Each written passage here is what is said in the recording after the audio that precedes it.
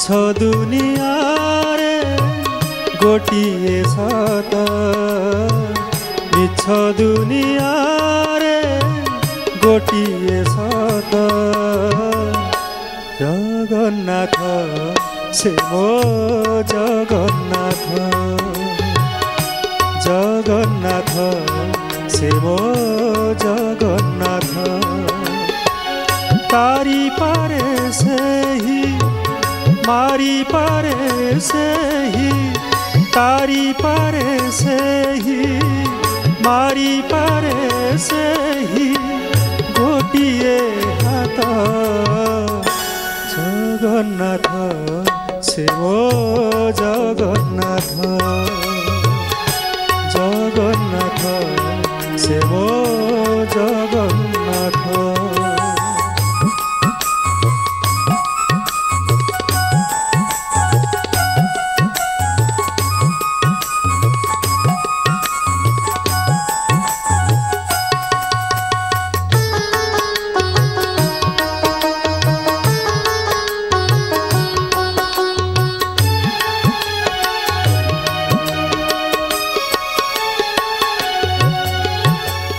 गाई गाई रामायण शुणी शुणी गीता, पढ़ी पढ़ी भागवत सरे ना जा कथा।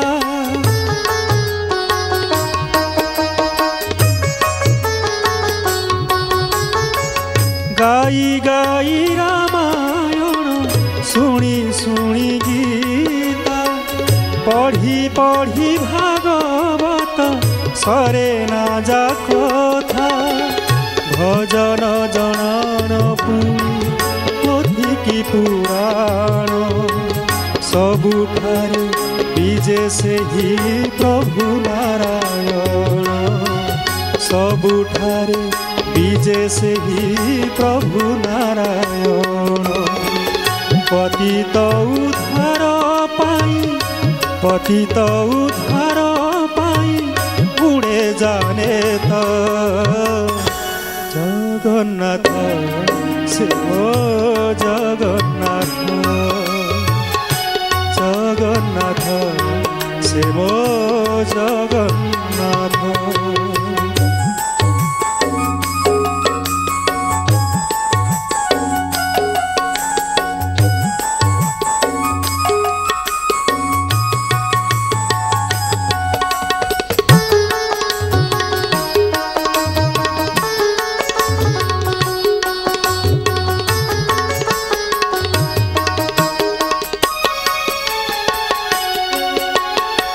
सेही एका कहिथिला कुरुक्षेत्रे गीता, सेही एका बरजिला सती माता सीता।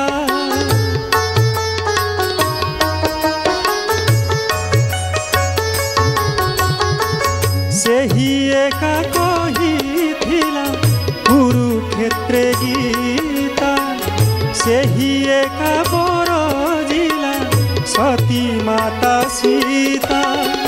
सेही एका सही थिला ब्राह्मण गोईठा, सेही एका खाइथिला सबरी अइठा, सेही एका खाइथिला सबरी अइठा। जाहार इच्छारे चाले, जाहार इच्छारे चाले सारा जगत, जगन्नाथ से ओ जगन्नाथ, जगन्नाथ से ओ जगन्नाथ। मिछ दुनिया रे गोटिए सत, मिछ दुनिया रे गोटिए सत, जगन्नाथ से ओ जगन्नाथ, जगन्नाथ से ओ जगन्नाथ। तारी पारे से ही मारी पारे से ही, तारी पारे से ही मारी पारे सेही गोटिए हाथ जगन्नाथ से मो जगन्नाथ जगन्नाथ से मो जगन्नाथ जगन्नाथ से मो जगन्नाथ। भक्तर आश्रय जे से जगन्नाथ, भक्तर पथ से जगन्नाथ, भक्तर लक्ष्य से जगन्नाथ, से लक्ष्य से पथ। ए मनीष घोर अंधकार भितरे जंजाल भितरे रही जेतेबेले व्यस्त चंचल हो जाउची बाट ताकू दिशु नाही, कोठी के जाउची जानी पारु नाही, लक्ष्य किए कहना आखि तो चली जाइथिला किंतु मन भितर लक्ष्यटा अच्छी से लक्ष्य बाट दिशु नहीं, सेतेबेले सी बाट देखीदेवे। तेणु जुग जुग धरी भक्तर आश्रय होइचंदी प्रभु, भक्तर बांधव होइचंदी प्रभु एवं भक्तर लक्ष्य होइचंदी प्रभु। को ना रे प्रभु को डाकिबा, आज आमे तांको जगन्नाथ बोली डाकुचे। भाई जो गीत बोलिले माँ माने भाई माने जहाँ शुणिले तांकर की नाम अच्छे। आपणकर ये भाई एठी कहूची से गोटे गीत लिखिथला, से गीत भी बहुत थर बोला है। नाम तो तुमर नाही जीशु आल्ला प्रभु हरि बोली मुही डाकू अच्छी काहि पाई। तुमर कौन ना अच्छी, तुम्हें किए, तुमर नाटा कौन? केवल मु ना देकी इते गुड़ा भेदभाव सारा जगत रे सृष्टि करदेली। सेपटे भारत आर पारी रे किए तांको गोटे अलगा ना रे डाकिला, आल्ला बोली डाकिला, सेपटे किए गॉड कहिला, किंतु सेई एका कथा, एका भाव, एका अवतरण लक्ष्य मने पड़ुछि। खूब बहुत दिन पड़े ये भाई को सांगे कथा रहूला ओडिया सिनेमा रे डाकुची जाउछन्ति प्रभु आसीबे नौका पारी होउची नाउरिया डाक मारी दीची। सेते बेले नाक प्रति अरे नाउरिया ये डाकुची नाउरिया नाउरिया आउ नाउरिया कहीं गोटे तो नाउरिया दुनिया रे संसार सागर रे संसार नई रे बढ़ी बढ़ी चली जाउची नौरिया नौका धरी रही डाकिला बेले आउ जो कहीं नौशा को नाउरिया आसी जाउची। तेणु गोटाए ना यही जगन्नाथ दादी आमे केते केते प्रबंध लिखिचे, केते भाषण करुचे, केते प्रवचन करुचे, तांको ना इतिहास भितर देखा गले आज तो बाहरी खबर कागज रे समस्ते देखी साइलेनी ब्रह्म कर नुआ कलेवर हम। ये ब्रह्म किए? ब्रह्म जगन्नाथ। ब्रह्मर कौन ना अच्छी?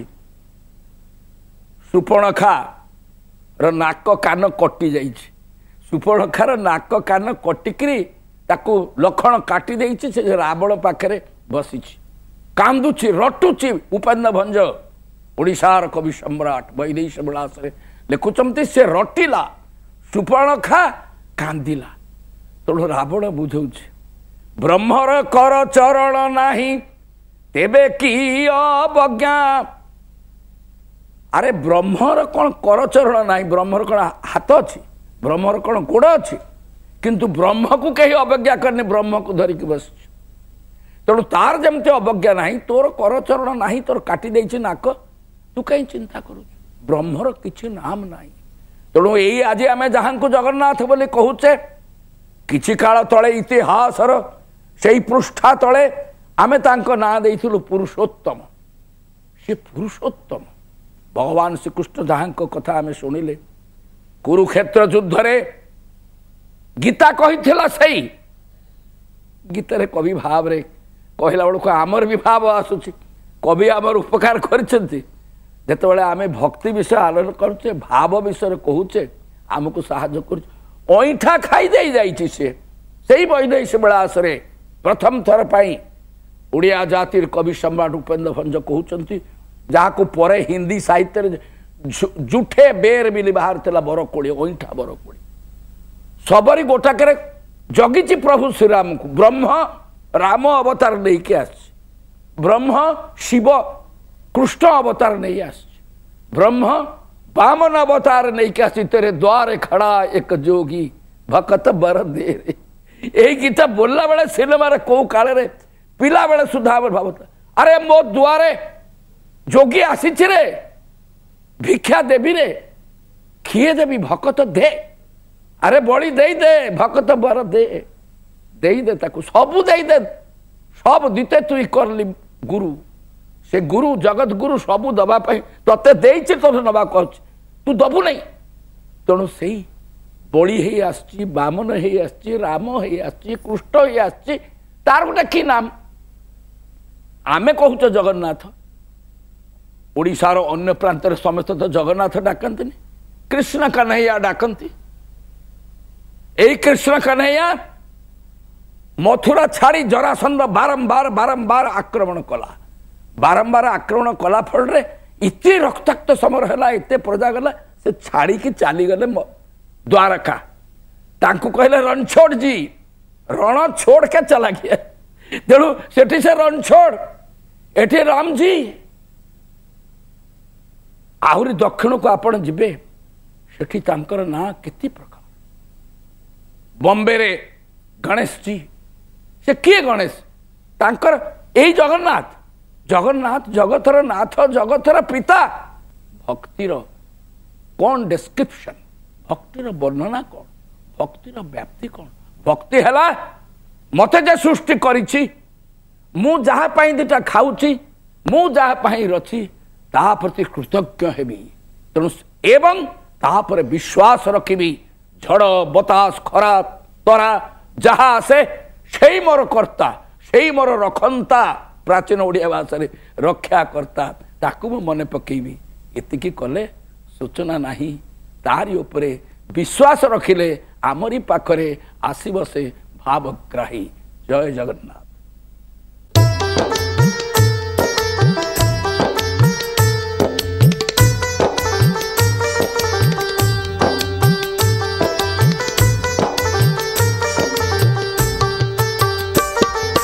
जगन्नाथ हे एतिकी करुछि आली जगन्नाथ हे एतिकी करुछि आली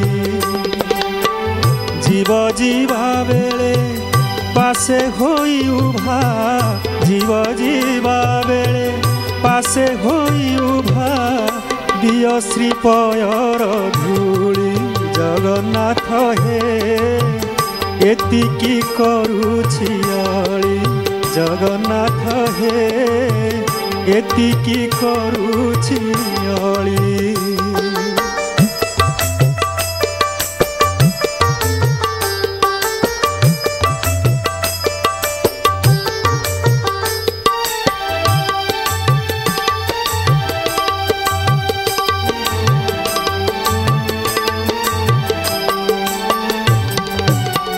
हस्तपद जेबे होइबा चला आखि की दिशिब नाही प्रभु हे आखि की दिशिब नाही शिथिल तनुरे सकती देव हे शिथिल तनुरे सकती देव हे तुमको छुईबा पाई प्रभु हे तुमको छुईबा पाई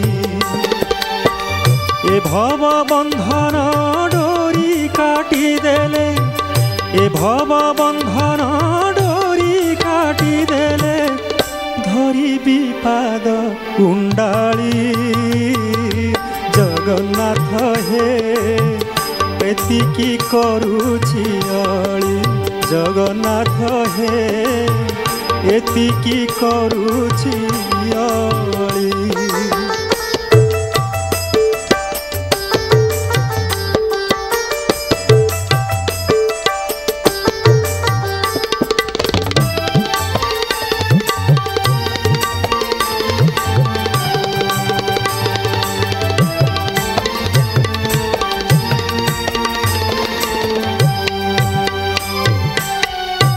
चल ए मन दिने हेले तुम मूर्ति न कला ध्यान प्रभु हे मूर्ति न कला ध्यान संसार गरल निसारे पागल संसार गरल निसारे पागल करिल हे भगवान करिल हे भगवान जाहे बार हेऊ मो गुहारी रहू जाहे बार हेऊ मो गुहारी रहू निय श्री पयरे तोली जगन्नाथ हे एतिकी करुछि अली जगन्नाथ हे एतिकी करुछि अली जीव जीवा बेले पासे होई उभा जीव जीवा बेले पासे होई उभा दिय श्री पयरे तोली जगन्नाथ हे एतिकी करुछि अली जगन्नाथ हे एतिकी करुछि अली एतिकी करुछि अली एतिकी करुछि अली। एई गीत ई मनरे आमर आसुची भक्ति कथा आम आलोचना करुचे प्रभु कथा आलोचना करुचे नवकलेवर आसुची काली सकाळे जाइची दोल आमे घरे घरे ठाकुर आसिक आम घरे भोग खाई पुणी आसुची बासंती दुर्गा पूजा यही भितरे आसीजिव कन्या पूजा हम नवमी 9 दिन धरी कर्म कन्या हेबे ठीक दशहरा एटा होची असल दुर्गा पूजा चंडी अनुसार आमर दुर्गा पूजा होची ये महिषासुर ए चैत्र मासरे मारी थिले ताकू माँ आविर्भूत होइतिले ए जगत रे ए बासंती दुर्गा पूजा अवकाश ताले सेते बेले काईकी शरतकाल दुर्गा पूजा हला माँ को प्रार्थना करागला भक्त डाकिला सेतुबंध बंधा हेइची प्रतिष्ठा हवा को जाउची किंतु हेई पारु नाही पूजा ठीक भाव में हेले जिबे विजयर कौन से आशा नहीं विजय आशा अच्छी किंतु विजय से विषय कौन से प्रकार याथार्थ्य नहीं बा से भली संभावना नहीं एते बड़ वीर एते समंत प्रभु रामचंद्र सी प्रार्थना करुचंदी माँ केते बड़े अकाल ताकू दिया जाइए अकाल बोधे माँ को डाक माँ तू आ से जो डाक डाकी थिले प्रभु माँ तू आ आज सारा पृथ्वी रे प्रतिध्वनित होई आज दशहरा रे माँ आसुची से दिन राम पाखु आसला आज मो पाखु आसुची मो घरे मु गोटे कलश धीरे नड़िया बसई डाकिला बेलू मो माँ आसिक 4 दिन पूजा कर जाऊँ आपण आजिकाली आमे मूर्ति पूजा करी आपण माँ को डाकुचंती माँ को आवाहन करुचंती आग समय बामुणिया घर मानकरे आमे बा अन्य जहाँ घरे जो माने आमर क्षत्रिय परिवार रे करण परिवार रे ब्राह्मण को डाकिक कलश रे माँ को आवाहन करा माँ तू आ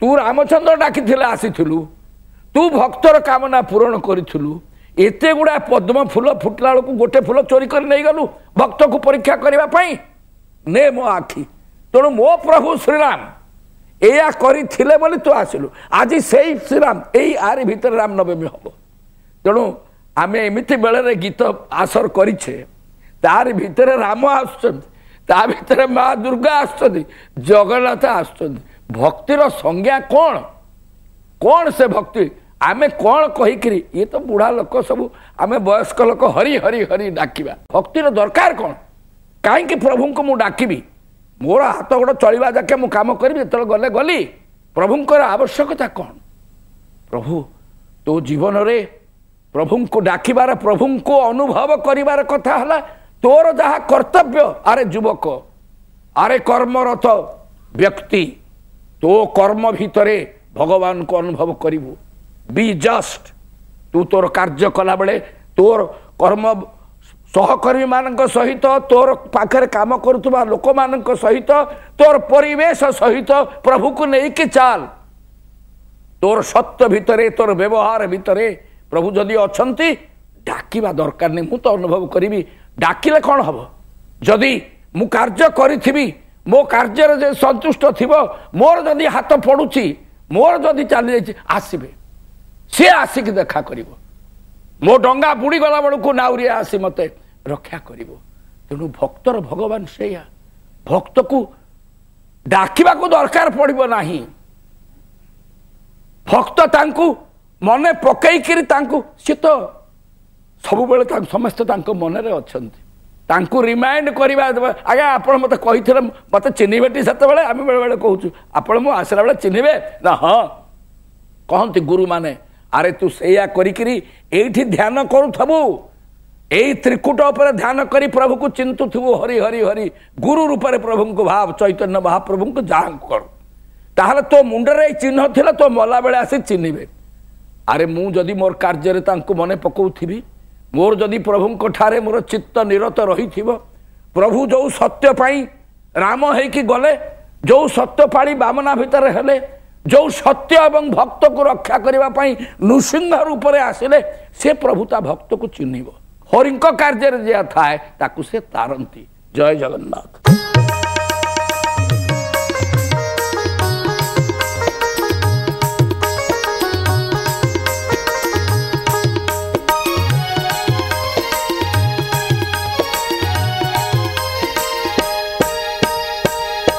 बड़ देउल रे नेता उड़े फर फर देउले अछती मोर कालिया ठाकुर।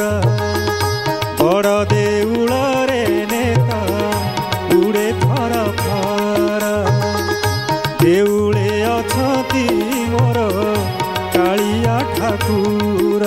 मो ठाकुर भकतर भकत जे तांकर भकतर लागी खोला जा सिंह दुआर भकतर लागी खोला जा सिंह दुआर।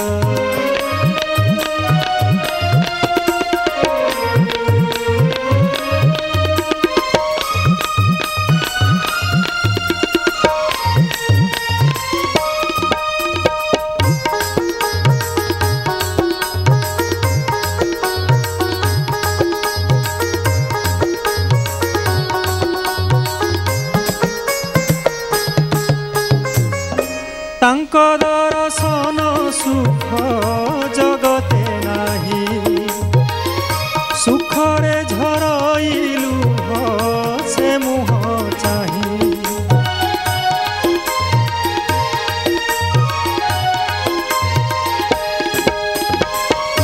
तांको निर्माल्य तुलसी पादुक पाई बाईसी पाहाचे गड़ अबढ़ा खाई कि सुंदर से अबढ़ा से बेसर महुर भकतर लागी खोला आनंद बजार भकतर लागी खोला आनंद बजार।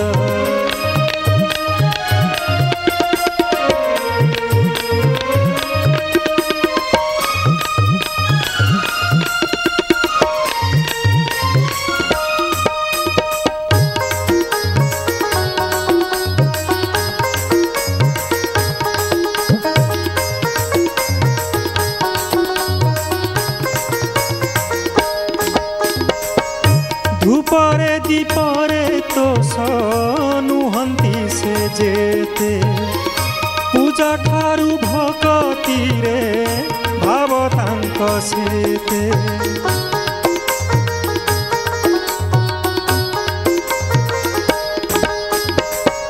भाव विनोदिया से कालिया ठाकुर भाव को निकट से तो अभाव को दूर से हस से बेश से आलती कर्पूर भकतर लागी से तो वैकुंठपुर भकतर लागी से तो वैकुंठपुर। बड़ देउल रे नेता उड़े फर फर ବୁଝୁନାହାନ୍ତି ମୋର କାଳିଆ ଠାକୁର ମୋ ଠାକୁର ଭକତ ଯେ ତାଙ୍କର ଭକତର ଲାଗି ଖୋଲା ଯା ସିଂହ ଦୁଆର ଭକତର ଲାଗି ଖୋଲା ଯା ସିଂହ ଦୁଆର ଭକତର ଲାଗି ଖୋଲା ଆନନ୍ଦ ବଜାର ଭକତର ଲାଗି ସେ ତ ବୈକୁଣ୍ଠପୁର। ମନ୍ଦିରରେ ନେତ ଉଡୁଛି ପତାକା ଉଡୁଛି ଭଞ୍ଜ କହୁଛନ୍ତି ଜଗନ୍ନାଥଙ୍କ ପତାକା ଚାହିଁ ପତାକା ଅଞ୍ଚଳ ଚଞ୍ଚଳ ଡାକେ ପାପିଙ୍କି ଅବା ଏ ନୀଳ ନଗ ନଗରକୁ ଆସ ଭଲ କରିବା। କାହାର କ'ଣ ପାପ ଅଛି?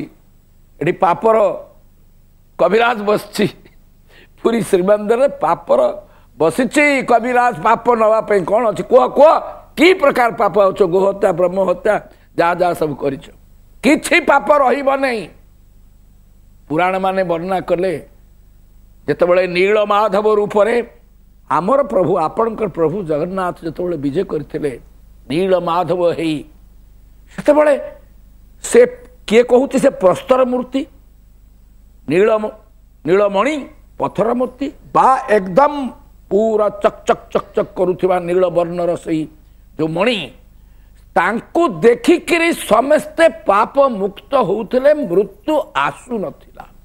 ତେଣୁ ଯମରାଜ ମା ସୀତାଙ୍କୁ ମା ଲକ୍ଷ୍ମୀଙ୍କୁ ପ୍ରାର୍ଥନା କଲେ ମା ଆଉ ମୋ ଚାକିରି ରହିବନି ଆଉ କାହିଁକି ମୁଁ ଆଉ ରହିବି? ଯିଏ ତ ଦେଖିଲା ସିଏ ତ ମୁକ୍ତି ପାଇଲା ତାହେଲେ ମୁଁ ଆଉ କାହିଁକି ରହିବି? ମୋ ଖାତାପତ୍ର ନିଅନ୍ତୁ ମୋର ଏଇଟା ରେଜିଗ୍ନେସନ୍ ନେଇଯାଆନ୍ତୁ ମୋର ଆଉ ମୋ ଚାକିରି ଦରକାର ନାହିଁ। କାହିଁ ଯମରାଜ ବ୍ୟସ୍ତ ହେଉଛ?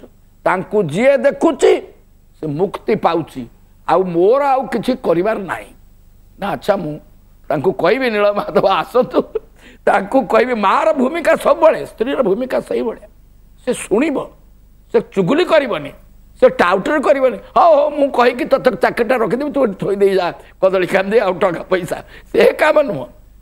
ଯାହା ପ୍ରଭୁଙ୍କ କାନରେ ପହଞ୍ଚିବା ଦରକାର ସେ ଭୂମିକା ମୋର। ସେ ଭୂମିକା କାଲି ଆମେ ଆଲୋଚନା କରୁଥିଲେ ଗରୁଡ଼ ମହାପ୍ରଭୁଙ୍କର। ମା କହିଲେ ଆରେ ଯମ ହଉ ମୁଁ ବୁଝୁଛି ପ୍ରଭୁ ଆପଣଙ୍କୁ ଦେଖି ତ ସବୁ ଗଲେ ଆଉ ଯମ କ'ଣ ଆଉ କାହିଁ କ'ଣ କରିବ କାହାକୁ ଶାସ୍ତି ଦେବ ନା? ତାହେଲେ କ'ଣ ଆପଣ କହୁଛନ୍ତି? ନାଇଁ ଆପଣଙ୍କର ମୂର୍ତ୍ତିଟାକୁ ଆପଣ ଗାୟବ କରିଦିଅନ୍ତୁ ଆଉ ରଖନ୍ତୁ ନାହିଁ। ତେଣୁ ନୀଳମାଧବଙ୍କର ଇତିହାସ ନୀଳମାଧବଙ୍କର ସେ ମୂର୍ତ୍ତି ସିଏ ବାଲି ଭିତରେ ରହିଗଲା। ଇନ୍ଦ୍ରଦମନ ସେ ପୁରାଣ କାହାଣୀ କାଳ୍ପନିକ ଚରିତ୍ର ଯାହା ହଉ ପୁରାଣ କହିଲେ ଯେଉଁ ଲୋକ ଗଲା ଦେଖିବାକୁ ଆସିଲା ବେଳକୁ ଆଉ ସେ ନାହିଁ। ବିଦ୍ୟାବତୀ ଯାହାଙ୍କୁ ଦେଖିଥିଲା ବିଶ୍ୱାବସୁ ଯାହାଙ୍କୁ ପୂଜା କରୁଥିଲା ଇନ୍ଦ୍ରଦମନ ଆଶ୍ରମ ସେ ଚାଲିଗଲେଣି। ତେଣୁ ସିଏ ଯଦି ଚାଲିଗଲେ କୁଆଡ଼େ ଗଲେ? ବାଲିରେ ରହିଗଲେ। ପ୍ରଭୁ କ'ଣ ବାଲିରେ ପୋତା ହେବା ଜିନିଷ? ପ୍ରଭୁ ହୃଦୟରେ ପୋତା ହେବା ଜିନିଷ। ବାଲି ତାଙ୍କୁ ପୋତି ପାରିବ ନାହିଁ ପାଣି ତାଙ୍କୁ ଭସେଇ ପାରିବ ନାହିଁ। ହୋ ଭକତେ ଭକତ ଭରତେ ହୋ ଭକତେ ବାଲିରେ ନ ପୋତି ଏଇଠି ପୋତ। ପତାକାଟା ଏଇଆ କହୁଛି ଏଠି ଯିଏ ପୋତିଲା ତାଙ୍କୁ ଏଇ ଦେବାଳୟରେ ଯିଏ ତାଙ୍କୁ ଦେଖିଲା ତାର ଆଉ ମନ୍ଦିର ଯିବା ଦରକାର ନାହିଁ। ଆମେ ତ ମୂର୍ଖ ଲୋକ ଏଇଟା ଏମିତି ଦେଖିବାକୁ ଚହଟ ଚିକର ପାଠ ପଢ଼ି ଦିଧାଡ଼ି କଥା କହିଦେଲୁ ଗୀତ ଗାଇଦେଲୁ। ଇଏ କ'ଣ ଆମକୁ ପଚରାଗଲା ଆପଣ ପ୍ରତିଦିନ କାହିଁ ଜଗନ୍ନାଥ ମନ୍ଦିର ଯାଉଛନ୍ତି ସାର୍? କ'ଣ ଆଉ ଜଗନ୍ନାଥ ଘର ଭିତରେ ନାହାନ୍ତି ଏଇ ମନ୍ଦିରକୁ ଗଲେ ହବ? ନାଇଁ ଆଜ୍ଞା ଆପଣ ଠିକ କହୁଛନ୍ତି। ଘର ଭିତରେ ଦେଖିପାରିବେ ଏଇଠି ଦେଖିପାରିବେ। ଏଇଠି ଦେଖିବା ପାଇଁ ଯୋଗୀ ମାନେ କହିଛନ୍ତି ଏଇଠି ଦେଖରେ ତ୍ରିକୁଟ ଭିତରେ ତାକୁ ଦେଖେ ସହସ୍ରା ଭିତରେ ଏଇଠି ଦେଖେ। କାହିଁକି ଯିବୁ? ଚୈତନ୍ୟ ମହାପ୍ରଭୁ କହିଲେ ଗରୁଡ଼ ପାଖରେ ଦେଖା ଆଉ ଆଗାନି ନା ନାଇଁ ମୁଁ କୋଳ କରିବି କୁଣ୍ଡେଇବି ଏ କଥା ନୁହେଁ। ତେଣୁ ସେଇଠି କରିବା କଥା ମତ ହେଇଯା 22 ପାହାଚରେ ଗୀତ କହିଲା ଗଡ଼ ପାଗଳା ହେଇଯା। ପତାକା କ'ଣ ଛୋଟିଆ ଜିନିଷ?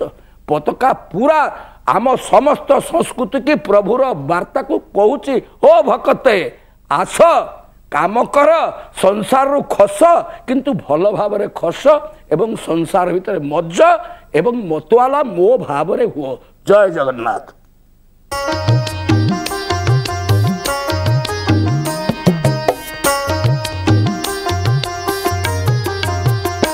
मन पारारे श्रीक्षेत्रे जीवुड़ी उड़ी मन पारारे श्रीक्षेत्रे जीवुड़ी उड़ी की पारा श्रीक्षेत्रे जीवुड़ी उड़ी एठी घुमुरिले कि लाभ पाइबु रे एठी घुमुरिले कि लाभ पाइबु गलाणी तो पर झड़ी मन पारारे श्रीक्षेत्रे जीवुड़ी उड़ी तू जीवुड़ी उड़ी की पारा श्रीक्षेत्रे जीवुड़ी उड़ी।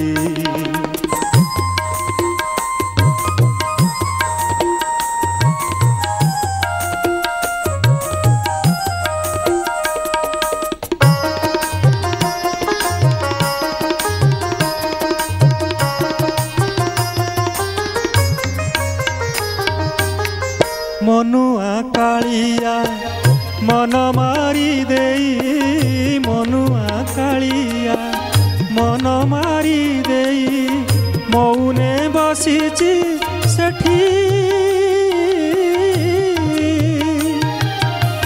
मन कथा तू ही कहिबु बुझेई मन कथा तू ही कहिबु बुझेई मन रखिथिबु ताठी तोह प्रति जेबे हेबे हृदय रे तोह प्रति जेबे हेबे हृदय न जीवु से ठाव छाड़ी मन पारारे श्रीक्षेत्रे जीवुड़ी उड़ी की पारा श्रीक्षेत्रे जीवुड़ी उड़ी।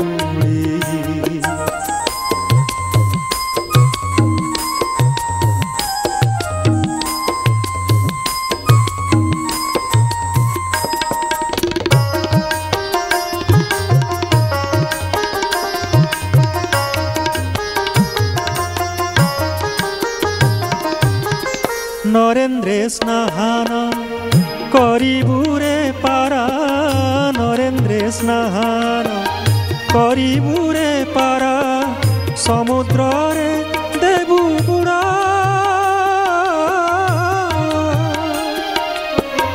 आनंद बजारे बुलिण मजारे आनंद बजारे बुलिण मजारे खाउथिबु बेत माड़ श्री महाप्रसाद साउटी खाइबु रे श्री महाप्रसाद साउटी खाइबु भक्त मुखु थिब पड़ी मन पारारे श्रीक्षेत्रे जीवुड़ी उड़ी तू जीवुड़ी उड़ी की पारा श्रीक्षेत्रे जीवुड़ी एठी घुमुरिले कि लाभ पाइबु रे एठी घुमुरिले कि लाभ पाइबु गलाणी तो पर झड़ी मन पारारे श्रीक्षेत्रे जीवुड़ी उड़ी तू जीवुड़ी उड़ी तू जीवुड़ी उड़ी की पारा श्रीक्षेत्रे जीवुड़ी उड़ी मन पारारे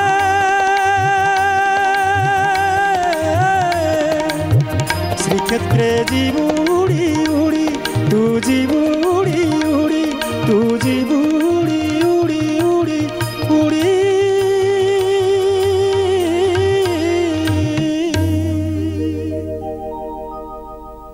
तेणु तीर्थ जीवाको हब प्रभु को दर्शन करने को हब प्रभु नाम रे मतियाला हवा पड़ो पागला हवा पड़ो यहाँ घरे संभव हम ना परिवार भितर हेब ना तेणु किछि समय पाई ये संसार रु विश्राम नहीं छुट्टी नहीं से पैसा टिके संची स्वामी की प्रवर्तई पिला को मतई एकाठी समस्ते जीवा चक्का मन चल जीवा थका मन चल जीवा चक्का बैठी देखा चक्का आखि देखा जो बाटे जीवा देखा कौन देखा तीर्थरे महापुरुष माने आगमन करिसंती कौन पुरी देखा अरे चल एठी नाचुला गोरा ठाकुर पत्नीर ममता बांधी पारला नहीं ताकू एते बड़ पत्नी लक्ष्मी भलिया माँ तांको कष्ट दे कि प्रभु बाहर ले श्रीकृष्ण अवतार रे एते कन्या नहीं एते राणी नहीं कि घोर कले बाहर को देखला बेले खूब भोगी काले धारणा है जीव जे केवल एईटा ही प्रभु आछि भोग करिबा पई तेणु प्रभु को निमाई अवतार रे चैतन्य अवतार देखिलु त्यागी राम राधा राधा भाव रे राधा जेमती कांदुथिले सेमती कांदिले हाथ देई देई हरि हरि हरि हरि रथ आगे डेइले तेणु एबे भी सही पूरी से क्षेत्र में प्रभु चैतन्य पाद धूली पड़ी एबे भी पड़ी नानक महाराज धूली से वृंदावन गले जेकोसी तीर्थ ये श्रीकृष्ण लुटी थे ये बुलूले तीर्थ धूली टिके नहीं आसबू ये धूली गुड़ा आनबी आउ श्रीकृष्ण पाद अच्छे आई धूली कुआड़े उड़ीगला ना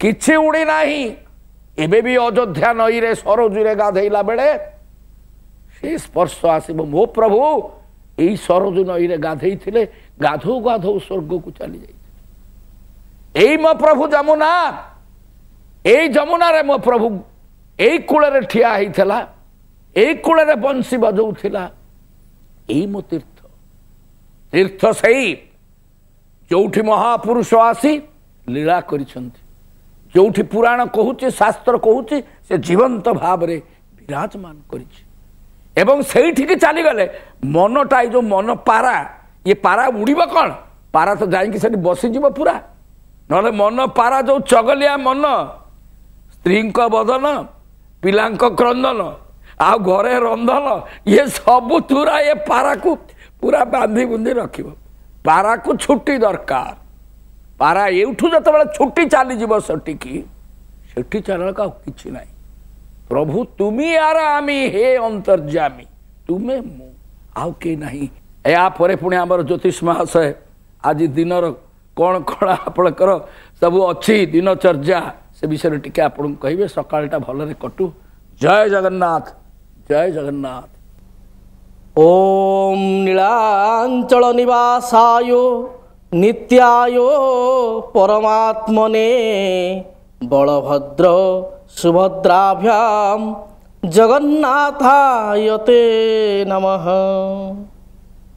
नमस्कार शुभ सकाळर शुभ मुहूर्त आपण मानकर शुभ मनासी मु ज्योतिर्विद डॉक्टर भवानी शंकर महापात्र आपण मानकु स्वागत जनाउछि।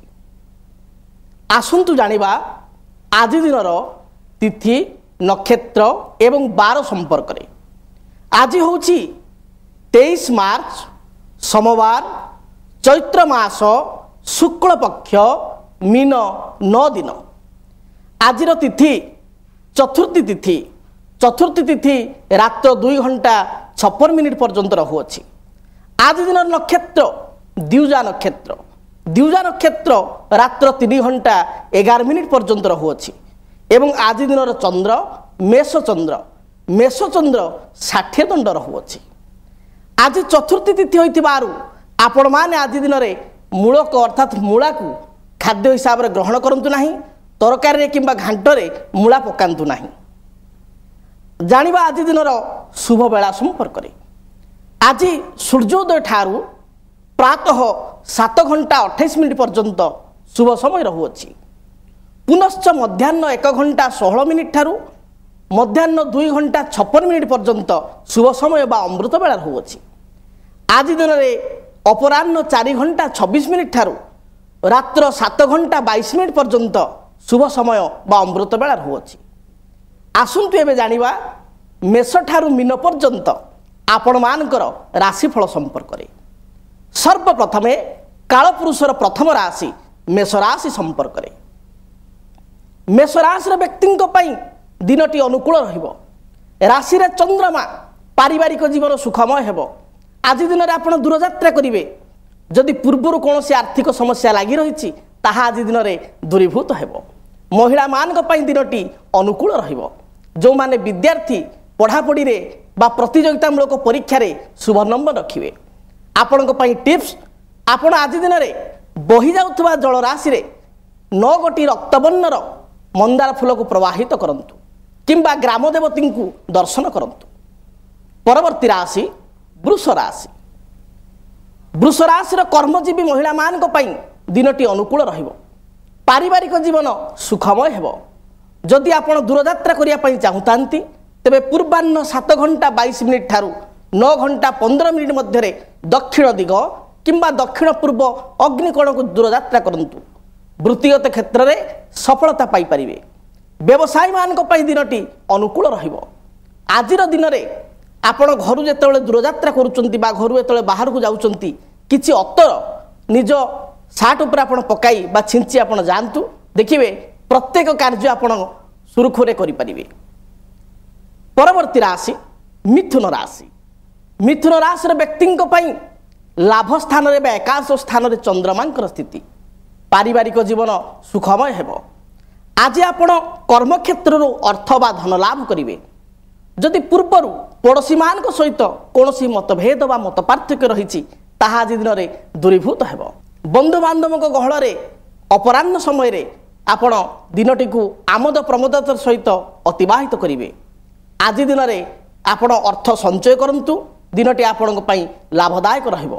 ଶୁଭ ଫଳ ପାଇବା ପାଇଁ ଗାଈକୁ ଆପଣ ପ୍ରାତଃ ସମୟରେ ସ୍ନାନ ପରେ ଘାସ ଦିଅନ୍ତୁ କିମ୍ବା ଶାଗ ଖାଇବା ପାଇଁ ଦିଅନ୍ତୁ। ପରବର୍ତ୍ତୀ ରାଶି କର୍କଟ ରାଶି। କର୍କଟ ରାଶିର ମହିଳାମାନଙ୍କ ପାଇଁ ଦିନଟି ଅନୁକୂଳ ରହିବ। କର୍ମକ୍ଷେତ୍ରରେ ଆପଣଙ୍କର ସ୍ଥିତି ସୁଦୃଢ଼ ରହିବ। ବନ୍ଧୁବାନ୍ଧବ ମିତ୍ରଙ୍କ ସହିତ ଦିନଟି ଆପଣଙ୍କର ଆମୋଦ ପ୍ରମୋଦତା ସହିତ ଅତିବାହିତ ହେବ। ଯଦି ଆପଣ ସରକାରୀ ସ୍ତରରେ କୌଣସି କାର୍ଯ୍ୟ କରୁଛନ୍ତି ତେବେ କର୍ମଜୀବନରେ କେତେକ ସମସ୍ୟା ଦେଖାଦେଇପାରେ। ଗୁପ୍ତ ଶତ୍ରୁଙ୍କର ପ୍ରାଦୁର୍ଭାବ କାରଣରୁ ମନ ଆପଣଙ୍କର ଚିନ୍ତାଗ୍ରସ୍ତ ହୋଇପାରେ, ମନ ଭୟଭୀତ ହୋଇପାରେ। ଆଜି ଦିନରେ ଆପଣ ଦୂରଯାତ୍ରା କରିବା ପାଇଁ ଚାହୁଁଥିଲେ ଅପରାହ୍ନ 3:22 ଠାରୁ ସନ୍ଧ୍ୟା 5:15 ମଧ୍ୟରେ ଉତ୍ତର ଦିଗ କିମ୍ବା ଉତ୍ତର ପଶ୍ଚିମ ବାୟବ୍ୟ କୋଣକୁ ଦୂରଯାତ୍ରା କରନ୍ତୁ। ଶୁଭ ଫଳ ପାଇପାରିବେ। ଆଜିର ଦିନରେ ଶୁଭ ଫଳ ପାଇବା ପାଇଁ ଆପଣ ଭଗବାନ ଗଣେଶଙ୍କୁ ଦର୍ଶନ କରନ୍ତୁ। ଭଗବାନ ଗଣେଶଙ୍କ ମସ୍ତକରେ କିମ୍ବା ଘରେ ଆପଣଙ୍କର ଫଟୋ ଥିଲେ ସେ ଫଟୋରେ ଆପଣ 7 କେରା ଦୁବ ଭଗବାନଙ୍କୁ ଅର୍ପଣ କରନ୍ତୁ। ଶୁଭ ଫଳ ପାଇପାରିବେ। ଜାଣିବା ସିଂହ ରାଶିର ବ୍ୟକ୍ତିଙ୍କ ସମ୍ପର୍କରେ। ସିଂହ ରାଶିର ବ୍ୟକ୍ତିଙ୍କ ପାଇଁ ଦିନଟି ଅତ୍ୟନ୍ତ ଶୁଭଦାୟକ ରହିବ। ଭାଗ୍ୟ ସ୍ଥାନରେ ଚନ୍ଦ୍ରମା, ଭାଗ୍ୟ ଆପଣଙ୍କର ଅନୁକୂଳ ରହିବ। ଚତୁର୍ଥ ସ୍ଥାନରେ ଶନିଙ୍କର ସ୍ଥିତି, ତେଣୁ ଆପଣ ନୂତନ ଗୃହ, ଭୂମି, ଯାନବାହନ କ୍ରୟ କରିବେ। ପାରିବାରିକ ଜୀବନ ସୁଖମୟ ହେବ। ଯେଉଁମାନେ ନବବିବାହିତ ଦମ୍ପତି ସେମାନଙ୍କ ପାଇଁ ଆଜି ଦିନଟି ଅନୁକୂଳ ରହିବ। ଯଦି ଆପଣ ନୃତ୍ୟ, ସଙ୍ଗୀତ, କଳା କ୍ଷେତ୍ରରେ କୌଣସି କାର୍ଯ୍ୟ କରୁଛନ୍ତି ତେବେ ଦିନଟି ଆପଣଙ୍କୁ ଉଚ୍ଚ ପ୍ରଶଂସା ଦାୟକ ରହିବ ବା ଆପଣଙ୍କ ପାଇଁ ଲାଭଦାୟକ ରହିବ। ଆପଣଙ୍କ ପାଇଁ ଶୁଭ ରଙ୍ଗ ଲାଲ, ହଳଦୀ ଏବଂ ସବୁଜ ଏହି ରଙ୍ଗର ବସ୍ତ୍ର ଆଜି ଦିନରେ ବ୍ୟବହାର କରନ୍ତୁ। ପରବର୍ତ୍ତୀ ରାଶି କନ୍ୟା ରାଶି। କନ୍ୟା ରାଶିର ବ୍ୟକ୍ତିଙ୍କ ପାଇଁ ଆଜି ହେଉଛି ଅଷ୍ଟମ ଚନ୍ଦ୍ର। ଅଷ୍ଟମ ଚନ୍ଦ୍ର ଥିବାରୁ ଜଗି ରଖି ଚଳିବେ। ଯାନବାହନ ହେତୁକ ଦୁର୍ଘଟଣା ଆଜି ଦିନରେ ଦେଖାଦେଇପାରେ। ପାରିବାରିକ ଜୀବନରେ ସାମାନ୍ୟ କଥାକୁ କେନ୍ଦ୍ର କରି ମତଭେଦ ବା କଳହ ଉପୁଜିପାରେ। କେବେ ହେଲେ ଆଜି ଦିନରେ ଆପଣ ଲାଲ ରଙ୍ଗର ବସ୍ତ୍ର ପରିଧାନ କରିବେ ନାହିଁ। ବିଶେଷ କରି ସବୁଜ, ହଳଦୀ କିମ୍ବା ନୀଳ ରଙ୍ଗର ବସ୍ତ୍ର ପରିଧାନ କଲେ ଦିନଟି ଆପଣଙ୍କ ପାଇଁ ସୁଖଦାୟକ ରହିବ। ଅଧିକ ଶୁଭ ଫଳ ପାଇବା ପାଇଁ ଗ୍ରାମ ଦେବତୀଙ୍କୁ ଦର୍ଶନ କରନ୍ତୁ। ଗ୍ରାମ ଦେବତୀଙ୍କ ମନ୍ଦିରରେ କିଛି ଲାଲ ଫୁଲର ମନ୍ଦାର ମାଳା ଦେବୀଙ୍କୁ ଅର୍ପଣ କରନ୍ତୁ। ପରବର୍ତ୍ତୀ ରାଶି ତୁଳା ରାଶି। ତୁଳା ରାଶିର ବ୍ୟକ୍ତିଙ୍କ ପାଇଁ ଆଜି ଦିନଟି ଶୁଭଦାୟକ ରହିବ। ଆର୍ଥିକ ଦୃଷ୍ଟିକୋଣରୁ ଆପଣ ଲାଭବାନ ହେବେ। ବିଦ୍ୟାର୍ଥୀ ହୋଇଥିଲେ ପଢ଼ାପଢ଼ିରେ ସଫଳତା ପାଇବେ। ପାରିବାରିକ ଜୀବନ ସୁଖମୟ ହେବ। ସ୍ୱାମୀ ସ୍ତ୍ରୀଙ୍କ ମଧ୍ୟରେ ଦିନଟି ଆଜି ଅନୁକୂଳ ରହିବ। ପତି ପତ୍ନୀଙ୍କ ମଧ୍ୟରେ ପ୍ରେମମୟ ବାତାବରଣ ସୃଷ୍ଟି ହେବ। ଦୂରଯାତ୍ରା କରିବା ପାଇଁ ଚାହୁଁଥିଲେ ପୂର୍ବାହ୍ନ 7:22 ଠାରୁ 9 ଘଣ୍ଟା 15 ମିନିଟ୍ ମଧ୍ୟରେ ଦୂରଯାତ୍ରା କରନ୍ତୁ, ଶୁଭ ଫଳ ପାଇପାରିବେ। ଆଜି ଦୂରଯାତ୍ରା କରିବା ସମୟରେ କିମ୍ବା ଗୃହରୁ ବାହାରକୁ ଯିବା ସମୟରେ କିଛି ଦହି ଖାଇ ଆପଣ ଯାତ୍ରା କରନ୍ତୁ, ଦେଖିବେ ଦିନଟି ଆପଣଙ୍କ ପାଇଁ ସୁଖଦାୟକ ହେବ। ପରବର୍ତ୍ତୀ ରାଶି ବିଚ୍ଛା ରାଶି। ସାମାନ୍ୟ କଥାକୁ ନେଇ ଆପଣ ଆଜି ଦିନରେ ଭୟଭୀତ ହୋଇପାରନ୍ତି। ପାରିବାରିକ ଜୀବନରେ ଛୋଟମୋଟ କଥାକୁ ନେଇ ମତ ପାର୍ଥକ୍ୟ ମନାନ୍ତର ଦେଖାଦେଇପାରେ। ବିଦ୍ୟାର୍ଥୀମାନେ ପଢ଼ାପଢ଼ି ଅପେକ୍ଷା କ୍ରୀଡ଼ା କାର୍ଯ୍ୟ ବା ଖେଳକୁଦରେ ଅଧିକ ମନୋନିବେଶ କରିବେ। ଆର୍ଥିକ ଦୃଷ୍ଟିକୋଣରୁ ଦିନଟି ମଧ୍ୟମ ରହିବ। ପାଖ ପଡ଼ୋଶୀଙ୍କ ସହିତ ଜଗି ରଖି ଆପଣ ଚଳନ୍ତୁ, କିଛି ଶତ୍ରୁତା ଉତ୍ପନ୍ନ ହୋଇପାରେ ବା ସାମାନ୍ୟ କଥାକୁ ନେଇ ପଡ଼ୋଶୀଙ୍କ ସହିତ କଳହ ଉତ୍ପନ୍ନ ହୋଇପାରେ। ଯେଉଁମାନେ ଦୂରଯାତ୍ରା କରିବା ପାଇଁ ଚାହୁଁଛନ୍ତି ଆଜି ଦିନରେ ଦକ୍ଷିଣ ଦିଗକୁ ଦୂରଯାତ୍ରା କଲେ ଶୁଭ ଫଳ ପାଇପାରିବେ। ପରବର୍ତ୍ତୀ ରାଶି ଧନୁ ରାଶି। ଧନୁ ରାଶିର ଗୃହିଣୀମାନଙ୍କ ପାଇଁ ଦିନଟି ଅନୁକୂଳ ରହିବ। ପ୍ରତ୍ୟେକ ଦୃଷ୍ଟିକୋଣରୁ ଦିନଟି ଆପଣଙ୍କ ପାଇଁ ଲାଭଦାୟକ ରହିବ। କର୍ମକ୍ଷେତ୍ରରେ ଆପଣଙ୍କ ସ୍ଥିତି ସୁଦୃଢ଼ ରହିବ। ଉଚ୍ଚ ପଦାଧିକାରୀଙ୍କ ଠାରୁ ଆପଣ ସ୍ନେହ ବା ଭଲ ପାଇବା ପାଇପାରିବେ। ନିଜ କର୍ମଦକ୍ଷତା ବଳରେ କର୍ମକ୍ଷେତ୍ରରେ ଉଚ୍ଚ ପ୍ରଶଂସିତ ହେବେ। ଯଦି ବ୍ୟବସାୟ କରୁଥାନ୍ତି ତେବେ ଆଜି ଦିନରେ ଅଧିକ ଅର୍ଥ ଇନଭେଷ୍ଟମେଣ୍ଟ କରନ୍ତୁ ନାହିଁ। ଆପଣଙ୍କ ପାଇଁ ଶୁଭ ରଙ୍ଗ ହଳଦୀ, ସବୁଜ ଏବଂ ଲାଲ ଏହି ରଙ୍ଗର ବସ୍ତ୍ର ପରିଧାନ କରନ୍ତୁ। ପରବର୍ତ୍ତୀ ରାଶି ମକର ରାଶି। ମକର ରାଶିର ବ୍ୟକ୍ତିଙ୍କ ପାଇଁ ଦିନଟି ଶୁଭଦାୟକ ରହିବ। ପ୍ରତିଟି କ୍ଷେତ୍ରରେ ଆପଣ ବିଜୟ ଲାଭ କରିବେ। ପାରିବାରିକ ଜୀବନ ଅନୁକୂଳ ରହିବ। ନବବିବାହିତ ଦମ୍ପତିଙ୍କ ପାଇଁ ଦିନଟି ମଧ୍ୟ ସୁଖଦାୟକ ବା ଲାଭଦାୟକ ରହିବ। ଆଜି ଦିନରେ ଦୂରଯାତ୍ରା କରିବା ପାଇଁ ସୁଯୋଗ ମିଳିପାରେ। ପୂର୍ବାହ୍ନ ସମୟରେ ବିଶେଷ କରି ସକାଳ 6 ଘଣ୍ଟା 52 ମିନିଟ୍ ଠାରୁ 8 ଘଣ୍ଟା 54 ମିନିଟ୍ ମଧ୍ୟରେ ଦୂରଯାତ୍ରା କଲେ ସୁଖ, ସମ୍ମାନ, ବୈଭବ ଆଜି ଦିନରେ ଆପଣ ପାଇପାରିବେ। ଆଜି ଦିନରେ ଆପଣଙ୍କ ପାଇଁ ଟିପ୍ସ, ଆପଣ ହନୁମାନ ଚାଳିଶା ପାଠ କରନ୍ତୁ। ହନୁମାନ ମନ୍ଦିର ଯାଇ ଭଗବାନ ହନୁମାନଙ୍କୁ ଦର୍ଶନ କରନ୍ତୁ, ଶୁଭ ଫଳ ମିଳିପାରିବ। ପରବର୍ତ୍ତୀ ରାଶି କୁମ୍ଭ ରାଶି। କୁମ୍ଭ ରାଶିର ବ୍ୟକ୍ତିଙ୍କ ପାଇଁ ଦିନଟି ମଧ୍ୟମ ଧରଣରେ ବିତିବ। କେତେକ କଥାକୁ ନେଇ ଆପଣ ଆଜି ଦିନରେ ଉତ୍ତେଜିତ ହୋଇପାରନ୍ତି। ପରିବାର ମଧ୍ୟରେ ଶାଶୁ ବୋହୂଙ୍କ ମଧ୍ୟରେ ସାମାନ୍ୟ କଥାକୁ କେନ୍ଦ୍ର କରି ମତଭେଦ ବା କଳହ ସୃଷ୍ଟି ହୋଇପାରେ। ଯାନବାହନରେ ଗତି ସମୟରେ ସତର୍କତା ଅବଲମ୍ବନ କରନ୍ତୁ। ଯାନବାହନ ହେତୁକ ଦୁର୍ଘଟଣା ଯୋଗ ଆଜି ଦିନରେ ରହୁଅଛି। କେବେ ହେଲେ ଆଜି ଦିନରେ ଆପଣ ଲାଲ, ହଳଦୀ କିମ୍ବା କଳା ରଙ୍ଗର ବସ୍ତ୍ର ପରିଧାନ କରନ୍ତୁ ନାହିଁ। ଶୁଭ ରଙ୍ଗ ହିସାବରେ ସବୁଜ, ଆକାଶୀ କିମ୍ବା ନୀଳ ରଙ୍ଗକୁ ବ୍ୟବହାର କରନ୍ତୁ, ଶୁଭ ଫଳ ପାଇପାରିବେ। ଜାଣିବା କାଳପୁରୁଷର ଅନ୍ତିମ ରାଶି ବା ଶେଷ ରାଶି ମୀନ ରାଶିର ବ୍ୟକ୍ତିଙ୍କ ପାଇଁ ଆଜିର ଦିନଟି କିପରି ବିତିବ। ମୀନ ରାଶିର ବ୍ୟକ୍ତିଙ୍କ ପାଇଁ ଦିନଟି ସମସ୍ତ ଦୃଷ୍ଟିକୋଣରୁ ଲାଭଦାୟକ ରହିବ। ଦ୍ୱିତୀୟ ସ୍ଥାନରେ ଚନ୍ଦ୍ରମାଙ୍କର ସ୍ଥିତି ଥିବା ହେତୁ ଅର୍ଥ ଲାଭ କରିବେ। ବହୁଦିନର ପ୍ରତୀକ୍ଷିତ ସମ୍ବାଦ ଆଜି ଦିନରେ ଆପଣଙ୍କୁ ମିଳିପାରିବ। ପାରିବାରିକ ଜୀବନରେ କୌଣସି ମତଭେଦ ଥିଲେ ତାହା ଦୂର ହୋଇଯିବ। ସନ୍ତାନମାନଙ୍କର ସଫଳତାକୁ ନେଇ ଆପଣ ଆଜି ଦିନରେ ଖୁସି ହେବେ। ଆଜି ଦିନରେ ଦୂରଯାତ୍ରା ଯୋଗ ଥିବାରୁ ଉତ୍ତର ଦିଗ, ପୂର୍ବ ଦିଗ କିମ୍ବା ପୂର୍ବ ଉତ୍ତର ଐଶାନ୍ୟ କୋଣକୁ ଆପଣ ଦୂରଯାତ୍ରା କଲେ ସୁଖ, ସମ୍ମାନ, ବୈଭବ ପ୍ରାପ୍ତି କରିପାରିବେ। ଯେଉଁମାନେ ବ୍ୟବସାୟ କରୁଛନ୍ତି, ବିଶେଷ କରି ରଙ୍ଗ, କେମିକାଲ, ଟେକ୍ସଟାଇଲ ଏ ହେତୁକ ବ୍ୟବସାୟ କରୁଥିଲେ ଦିନଟି ଆପଣଙ୍କ ପାଇଁ ଲାଭଦାୟକ ରହିବ। ଆଜି ଦିନରେ ଶୁଭ ଫଳ ପାଇବା ପାଇଁ ଭଗବାନ ଶିବଙ୍କୁ ଦର୍ଶନ କରନ୍ତୁ। ପ୍ରାତଃ ସମୟରେ ଶିବ ମନ୍ଦିରକୁ ଯାଆନ୍ତୁ। ଶିବ ମନ୍ଦିରରେ ଭଗବାନ ଶିବଙ୍କ ଉପରେ କିଛି କ୍ଷୀର ଲାଗି କରନ୍ତୁ ଏବଂ କ୍ଷୀରରେ ଯଦି ପାରିବେ କିଛି ମିଶ୍ରି ମିଶାଇ କ୍ଷୀର ମିଶ୍ରିକୁ ଆପଣ ଲାଗି କରନ୍ତୁ, ଦେଖିବେ ସମସ୍ତ ବାଧା ବିଘ୍ନ ଦୂରୀଭୂତ ହେବ। ଦିନଟି ଆପଣଙ୍କ ପାଇଁ ଲାଭଦାୟକ ତଥା ବରଦାୟକ ହେବ। ଦର୍ଶକ ବନ୍ଧୁ, ଜାଣିବାକୁ ପାଇଲେ ଆପଣମାନେ ଆପଣମାନଙ୍କର ଆଜି ଦିନର ରାଶିଫଳ ସମ୍ପର୍କରେ ଜାଣିବାକୁ ପାଇଲେ ଆଜି ଦିନଟି ଆପଣଙ୍କର କିପରି ବିତିବ। ପୁଣି ଦେଖା ହେବ ଆସନ୍ତା ଅଧ୍ୟାୟରେ। ଆଜି ପାଇଁ ବିଦାୟ ଦିଅନ୍ତୁ। ରହୁଛି, ନମସ୍କାର।